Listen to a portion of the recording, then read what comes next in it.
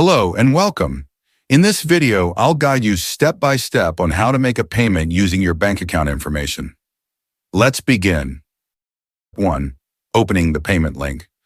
First, you'll receive a text message from American National as shown here. Tap on the link in the message to start the payment process. Step 2. Accessing the payment portal. Once you've tapped the link, the payment portal will open. Here, you'll see the amount due and various payment options. Since we're using a bank account to make this payment, tap on Use Another Payment Method. Step 3. Selecting bank account as the payment method. Next, you'll see an option to add a new payment method. Here, select bank account at the top right. This will allow you to enter your bank account details. Step 4. Entering bank account details.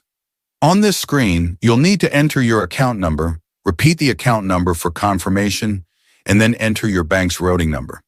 Make sure to select whether this is a checking or savings account. Finally, confirm that your name is correct in the Name on Account field and tap Review. Step 5. Confirming payment. Now, you'll see a summary of your payment information. Double-check that everything is correct.